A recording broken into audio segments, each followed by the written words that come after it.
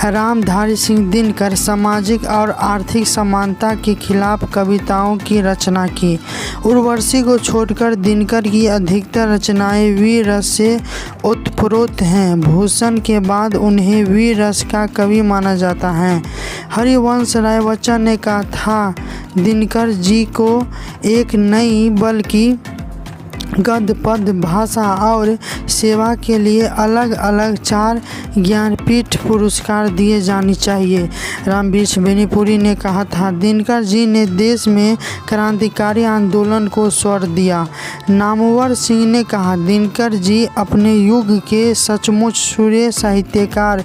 राजेंद्र प्रसाद यादव ने कहा था, दिनकर जी की रचना प्रेरित किया। दिनकर जी को उनकी रचना कुरुक्षेत्र के लिए काशी नगरी प्रचारणी सभा, उत्तर प्रदेश सरकार और भारत सरकार से सम्मानित मिला। संस्कृत के 4 अध्याय के लिए उन्हें साहित्य अकादमी से सम्मानित किया गया। भारत के प्रथम राष्ट्रपति डॉक्टर राजेंद्र प्रसाद ने उन्हें 1959 में पद्म भूषण से सम्मानित किया गया। तो दोस्तों, रामधारी सिंह दिनकर के बारे में आइए जानते हैं। रामधारी सिंह दिनकर का जन्म 23 सितंबर 1908 को बिहार प्रांत के मुंगेर जिला के सिमरिया गांव, जो वर्तमान में बेगूसराय जिला के अंतर्गत है, में हुआ था। उनके पिता रवि सिंह थे, जिनकी पृष्ठभूमि एक निम्न मध्य वर्गीय किसान परिवार की थी। जब वे केवल 2 वर्ष के थे तभी उनके पिताजी का स्वर्गवास हो गया, अतः उन्हें अनेक आर्थिक कठिनाइयों का सामना करना पड़ा। दिनकर जी का अक्षरारंभ गांव की पाठशाला से ही हुआ।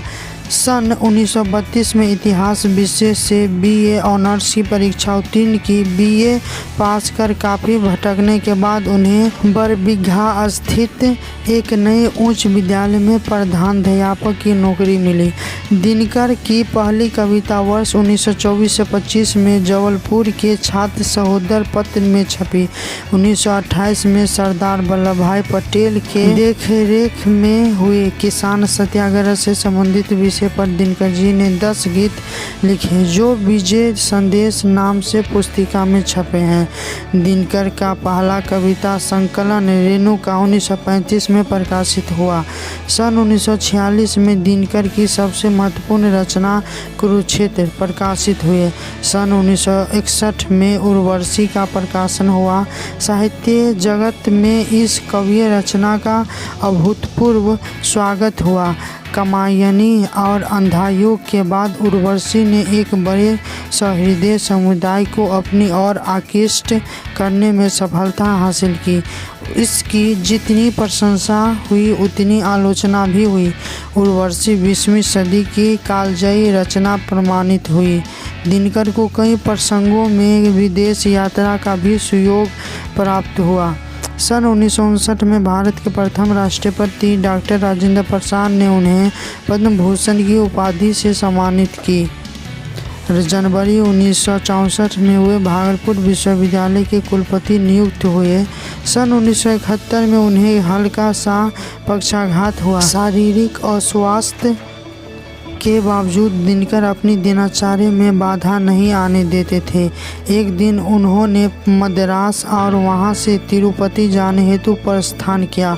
उनकी नन्ही सी नतनी ने उनसे पूछा, नाना जी आप तिरुपति क्यों जा रहे हैं? दिनकर जी ने सहज भाव से हंसते हुए कहा, मौत मांगने जा रहा हूँ, और वे तिरुपति से वापस न लौटे। 20 अप्रैल 1974 की रात 11:30 बजे उन्हें दिल का दौरा पड़ा और 1 घंटे के भीतर उनका निधन हो गया। 25 अप्रैल को अपराह्न 1 बजे उनका विमान से दिल्ली होते हुए पटना लाया गया। संध्या 5:45 बजे शव यात्रा आरंभ हुई और पटना से वासाघाट पर उनका अंतिम संस्कार संपन्न हुआ। यह बात 20 जून 1962 का है। उस दिन दिनकर राज्यसभा में खड़े हुए और हिंदी के अपमान को लेकर बहुत सख्त स्वर से बोले। उन्होंने कहा, देश में जब भी हिंदी को लेकर कोई बात होती है तो देश के नेतागण ही नहीं बल्कि कथित बुद्धिजीवी भी हिंदी वालों को अपशब्द कहे बिना आगे नहीं बढ़ते।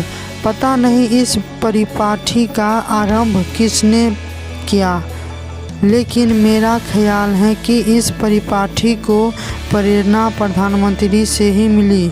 पता नहीं 13 भाषाओं का क्या किस्मत है कि प्रधानमंत्री ने उसके बारे में कभी कुछ नहीं कहा, किंतु हिंदी के बारे में आज तक कोई अच्छी बात नहीं कहा।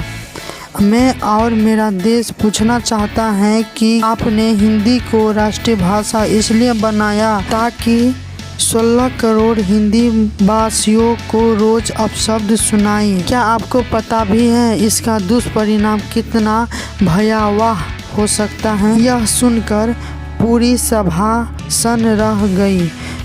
खचाखच भरी सभा में भी गहरा सन्नाटा छा गया। यह मुर्दा चुप्पी तोड़ते हुए दिनकर ने फिर कहा, मैं इस सभा प्रधानमंत्री नेहरू से कहना चाहता हूँ, हिंदी की निंदा करना बंद किया जाए। हिंदी की निंदा से इस देशवासियों की आत्मा पर चोट पहुँचती है।